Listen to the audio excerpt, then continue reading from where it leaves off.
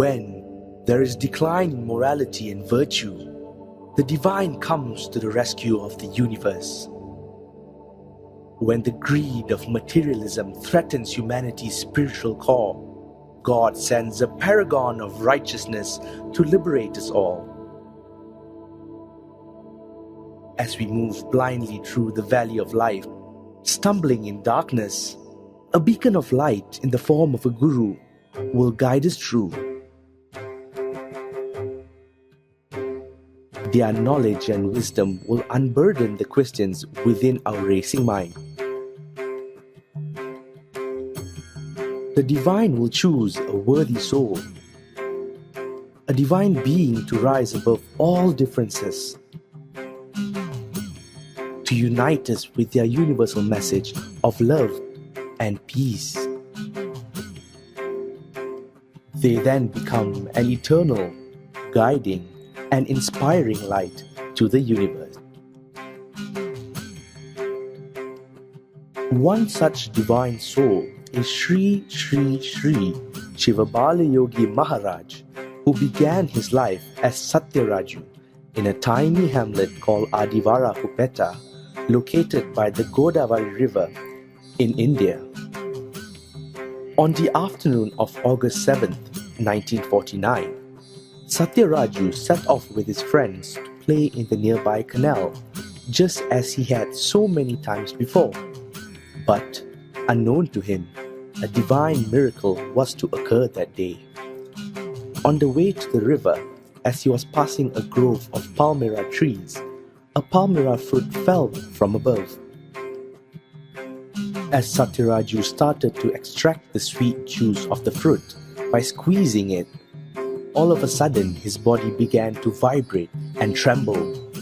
He saw a bright light emerging from the palmyra fruit in his hand, and he heard the cosmic sound of Omkara emanating from within.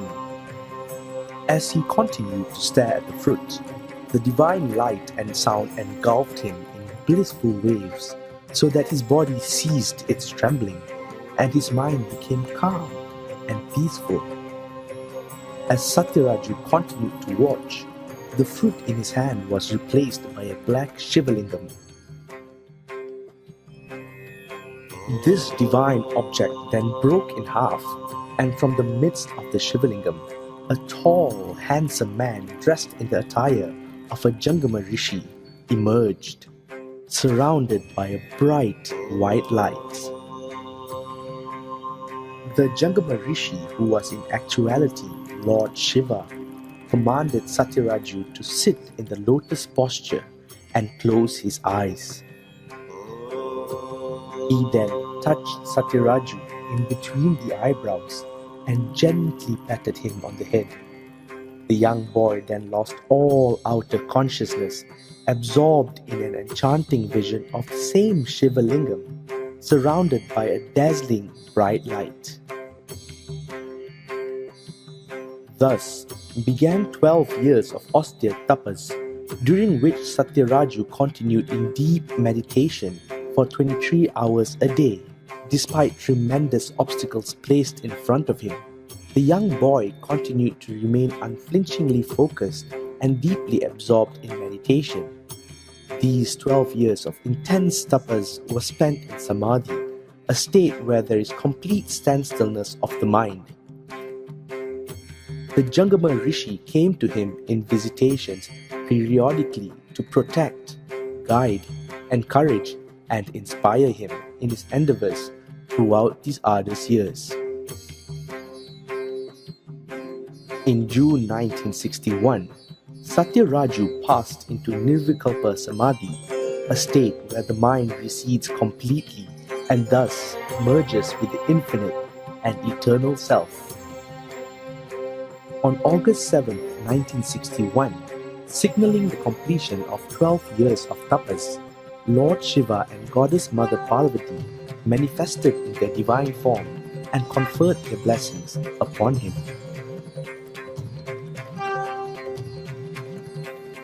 Lord Shiva told him, "You may now go wherever you like and do whatever you wish. You may ask for anything and it shall be granted to you." Spontaneously he replied, "I had no desire of my own to do this tapas. It was under your direction that I performed this. Now, I have also no desire for anything and will do whatever you direct me to do." Pleased with this answer, Lord Shiva then explained to the young yogi that his mission now would be to awaken the dormant spirituality among the people of this world through his darshan and blessings. He was instructed to guide spiritual aspirants towards the devotional path, as well as to help ease pain and suffering and comfort those in need. His most unique gift would be meditation, and his work would be to initiate and guide millions into the practice of meditation. Lord Shiva then bestowed the name Shivabalayogi onto him, which was later adapted to Shivabalayogi. Upon completion of tapas, Sri Shivabalayogi Maharaj, who was lovingly referred to as Swamiji, began his task of spreading the teaching of meditation all over India, touching the lives of all devotees who came before him. His teachings and messages of peace, love, and care echoed in the hearts of millions, and soon Swamiji's mission spread overseas, where he continued to give darshan or blessings, as well as dhyana diksha or initiation into dhyana meditation to each soul that sought his spiritual guidance, regardless of caste, creed, or religion. Swamiji's unconditional love and care towards all shone through like a ray, capturing the hearts of all his devotees. His words proved a salve that calmed the troubles of the heart, and his wisdom stilled the turmoils of the mind. Through his unique meditation technique, which allowed the aspirant to experience bliss within ourselves, Swamiji's devotees grew in thousandfold. On the 28th of March 1994, after tirelessly serving his devotees for so many years, Sri Swamiji dropped his physical form and entered Mahasamadhi. He explained that the physical body is unimportant to a yogi, and that even after dropping his physical form, a yogi continues granting his benediction and blessings to all who earnestly seek guidance and enlightenment.